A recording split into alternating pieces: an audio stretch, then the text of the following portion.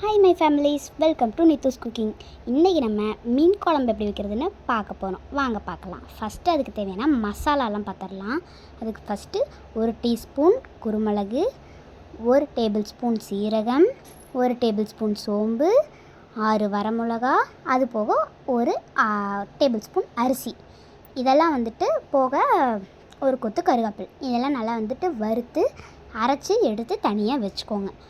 ஓகேவா? இப்போது வெங்காயம் நல்லா மொட்டாக இருக்கிற வெங்காயமாக பார்த்து 2ஆக கீறி நல்லா தண்ணியில் வச்சு அலாசி எடுத்து வச்சுக்கோங்க. இதையும் ஒரு கடாய் வச்சு அதில் லைட்டாக மட்டும் எண்ணெய்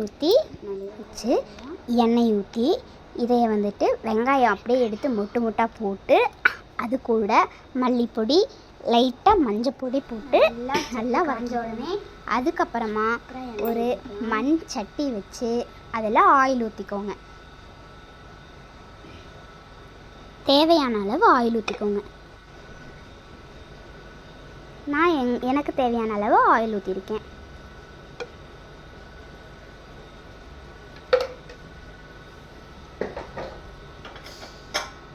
எண்ணெய் நல்லா காயட்டும்.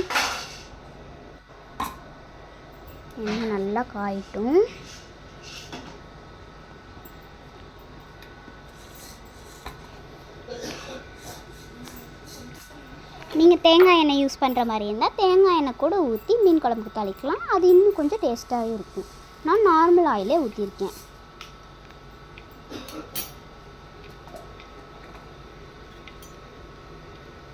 இதுதான் என்னோடய ஃபஸ்ட்டு வீடியோ. ஏதாவது முன்ன பின்ன இருந்ததுன்னா கொஞ்சம் அட்ஜஸ்ட் பண்ணிக்கோங்க.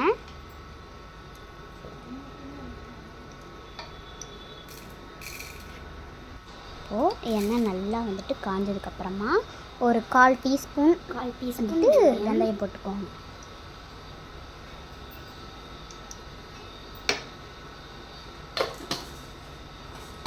வெந்தயம் நல்லா இதாகட்டும்.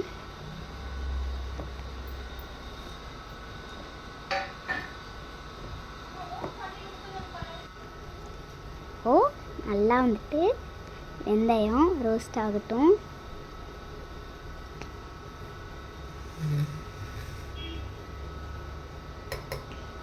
வெந்தயம் ரோஸ்ட் ஆனோடனே ஒரு 2லேருந்து 3 கொத்து கருவேப்பிலை போட்டுக்கோங்க.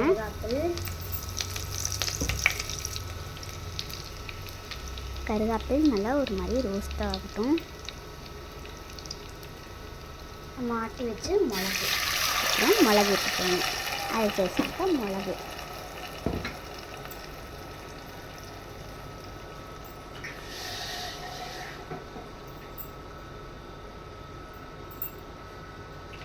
இதுதான் என்னோடய ஃபஸ்ட்டு வீடியோ. அதனால் கொஞ்சம் அப்படி இப்படி இருக்கும். கொஞ்சம் அட்ஜஸ்ட் பண்ணிக்கோங்க.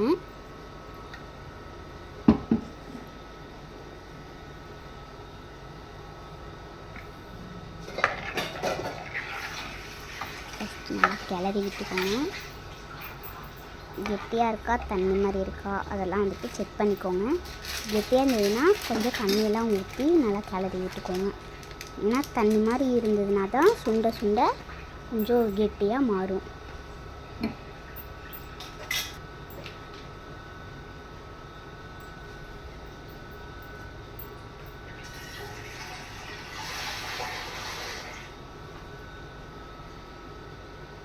எனக்கு கொஞ்சம் கெட்டியாக இருந்த மாதிரி ஒரு சின்ன ஃபீலாக இருந்துச்சு. சரி நம்ம கொஞ்சம் தண்ணி ஊற்றிக்கலாம் அப்படின்னு சொல்லிட்டு நானும் கொஞ்சம் தண்ணி ஊற்றிக்கிட்டேன். ஊற்றி நல்லா தண்ணி மாதிரி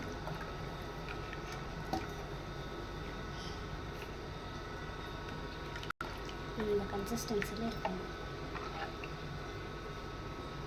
ஊற்றிட்டு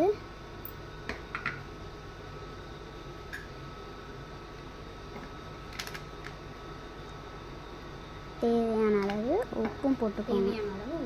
உங்களுக்கு தேவையான அளவு போட்டுக்கோங்க.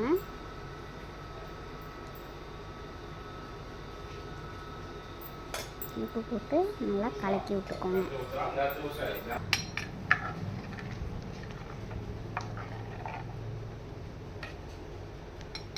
சுண்ட அப்படியே ஃபுல்லாக கலர்லாம் மாறி நல்லா பார்க்கவே கலர்ஃபுல்லாக இருக்கும்.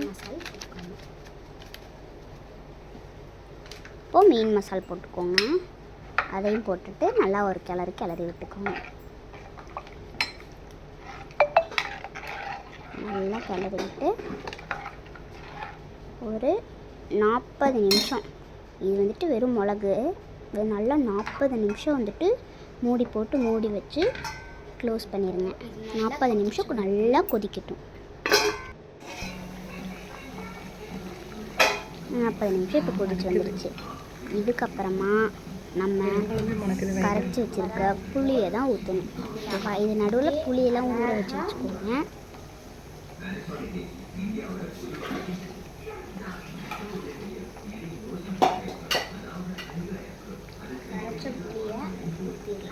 புளி ஊற்றிக்கோங்க.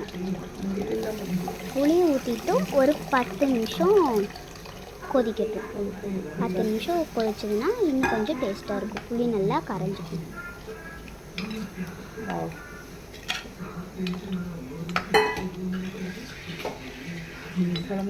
அதை நல்லா மிக்ஸ் பண்ணி மீன் குழம்பு சரி நல்லா ரெடியானதுக்கப்புறமா இது நல்லா ஒரு அரை மணி நேரம் இதையே மூடி வச்சுருங்க. நீங்கள் சின்ன சின்ன மீனை போடுறீங்க அப்படின்னு சொல்லி சொன்னால் ஆஃப் பண்ணி அதுக்கப்புறம் போட்டுருங்க. பெரிய மீனாக போடுறீங்க அப்படின்னு சொல்லி சொன்னால் சிம்மில் வச்சு போட்டிங்கன்னா கொஞ்சம் நல்லாயிருக்கும். ஒவ்வொரு மீனாக போட்டுக்கலாம். ஆஃப் பண்ணிட்டு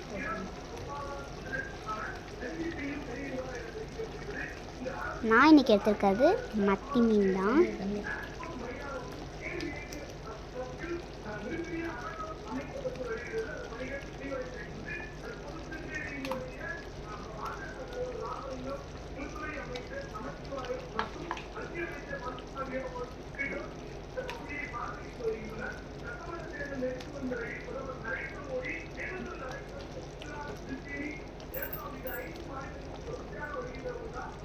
இப்போது எல்லா மீனையும் போட்டுட்டேன்.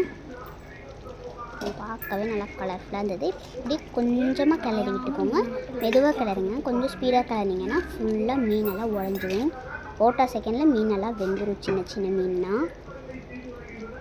அவ்வளோதான் கைஸ், நம்ம மீன் குழம்பு ரெடி ஆயிடுச்சு. இன்னும் கொத்தமல்லியெல்லாம் போட்டு நீங்கள் மூடி வச்சு எடுத்தீங்கன்னா சூப்பராக இருக்கும்.